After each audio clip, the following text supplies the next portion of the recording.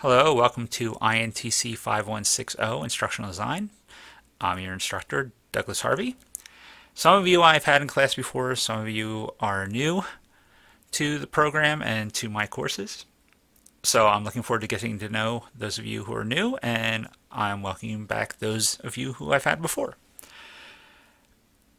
The course is designed to teach you about instructional design and development, which is a fundamental concept and skill set that you need to have if you're going to practice instructional technology in any setting.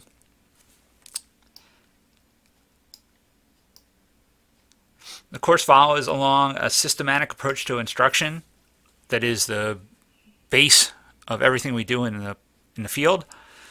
And that 5-step process generally requires analysis as the beginning point, where you try to find out more about the instructional need, about the content that you have to instruct, the tasks that students have to do or learners have to do, the learners themselves or the trainees, what they're like, and what the instructional environment is like. And that all is called analysis, and that leads to basically an analysis document that you use to inform your decisions later on in the process. The next step in the process is design, where you write your clear and comprehensive instructional objectives, you develop your assessments, you devise the sequence that you're going to use to teach it, the instructional strategies you're going to use, and getting all the resources together to make that happen. The third part of the third phase is development, where you plan the development of instructional materials and anything else you would need to carry out the design. You then implement, which is basically carrying out the entire design and seeing how it goes. And evaluation is the process of assessing how well that goal and those objectives were met by the instruction that you provided. And there's two phases to that. One is formative, which is what happens as you're developing the materials, and summative, which is after you've used it, how well it worked for the learner.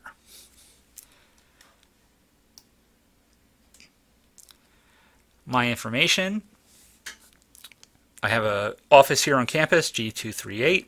I have a mailbox, which is in H201, which is the School of Education office. And the best way to get hold of me, if you really need to get hold of me right away, is to call my Google Voice phone, which is listed on the syllabus, or you can email me at harveyD@stockton.edu. I'm also available for any appointment for office hours via Google Hangout. So if you're not already on Google+, I would join that right away. And then there is a community entitled INTC 5160, which will be available to you. And you'll be able to join that, and then you'll have connection and be able to do Hangouts with me. The course does require that you buy some books. The first required text is Larson & Lockey's Streamlined ID, A Practical Guide to Instructional Design. There's also a website that goes along with that, which is very nice and provides you with lots of extra enhanced materials to help you understand what's covered in the book. This includes some basic notes and some links to some different examples and resources that you might find useful for each chapter. So it's a very useful website, and I highly recommend you use it often. And then the other piece is the ID Casebook, which is Case Studies in Instructional Design by Ertmer, Quinn, and Glazewski. And it's just a series of case studies that have been written, and those actually follow along with the context that we use for the different parts of the course. So if you're in K-12, or you're in business and organizations, or if you're in higher education, there will be case studies specifically designed for your context. If you have never done instructional objective writing, some of you have, some of you have not, I highly recommend the Mager book, Preparing Instructional Objectives. It's a short book. It's a little tiny yellow book, and it's just a really good model for how to write good objectives. So if you've never done that, I highly recommend picking that up. You don't have to buy that for the course, but it will be useful if you've never written objectives before. Here's more information about the course structure and my expectations. Obviously, it's an online course, so it's going to be heavily reliant on you participating in the online discussions and making sure you stay on top of this yourself. So it's going to be very important that you don't procrastinate and that you kind of stay on top of the course and keep doing each chapter as it's assigned. I will be doing some voluntary workshop sessions those will mainly be online, although if people want to have face-to-face meetings about this, I can also do that. I was going to wait and see how that goes and see if people wanted some face-to-face time, in which case that would be here on campus at some point, and I'll work that out as we go. You can also have an online one-on-one session or a small group session whenever you guys want. Just let me know, email me or call me, and we can set that up. Here's the grading system that explains how I'm going to grade you. It is a core course in the program, so you have to earn a B or better, so you definitely want to try to stay on top of this, make sure you do well. I have no reason to think that any of you will have a problem with this course. It is a course that requires a lot of work, but I think you'll all find it very useful. Here's the course schedule. I've laid it out in a calendar format, so we start with the 16th, and you'll have chapter 1 in the Streamlined ID book. There are activities that you have to do and online exercises, so you want to do all those. And we'll start on the first case study, which will be all of us together discussing Scott Allen, which is the first case study in the book. And you're also going to want to read chapter 1 in the case book just to get an idea of how to read the book. And then, as you see, we basically go through and we basically cover about a chapter a week. The first online workshop is the 31st of May, where I'll talk about analysis. We go through June, and there'll be some more case studies. I'll do another online workshop about design on the 21st.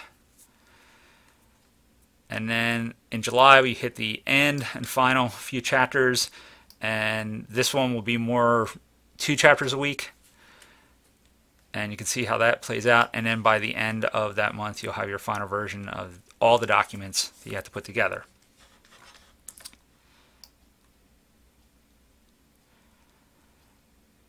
The main assessment and project here is the design project. And in this, basically, you're going to put all the pieces together. So this was something you'll build as you go. It's not something you have to do all at the end. You basically will build each part as we go through the different chapters that relate to analysis. So you'll create an analysis document that has a needs statement, a goal statement, where you identify the learners, where you identify the context, and you identify the content, and you do an analysis of all those things that leads to an instructional goal. The second piece will be design, where you'll create a design document that has your objectives, your assessments, sequences your content, and provides a clear and specific delineation of the strategies you're going to use to teach, as well as any resources such as technologies that you're going to use and why. Instructional planning is just going to be a plan for how you would play this out, how you would roll it out to actual trainees and learners. This is more of a plan, obviously, because you don't have time to actually do it. So this is a plan for how you're going to do that. And then the last piece is evaluation, which is basically the evaluative materials you'll use both for formative and summative feedback on the product. And then the last piece that I'm going to be looking at is your case studies, which you'll just have to go through. There's 3 case studies total. The first one, as I said, is everybody together. The second 2 will be done in smaller groups based upon your context for work. So if you're a teacher in K-12 schools, or you're going to be a teacher in K-12 schools, then you'll be in one group. If you work in higher ed or plan to work in higher ed, you'll be in another. And then the people that are outside of education in the business and nonprofit organizations, you'll have a group as well. And these case studies will be assigned according to your context. There's a rubric here for your discussions, which you can look at. I grade the discussions not each week, but overall. So I just want to see that you've provided some things such as your instructional design acumen, your contribution, the relevance of your post, how you express yourself in your post, and how prompt and on task you are in that. And so that is the course. And I'm really looking forward to getting to know all of you. I'm really looking forward to working through this book with you and for you to learn the very important skill of instructional design and development. If you have any questions, get a hold of me right away. There's no bad questions. In fact, I kind of see that as you learning because you're asking the right questions and you're seeking clarification and elaboration on the concepts. So I'm really looking forward to it, as I said, and I will see you online.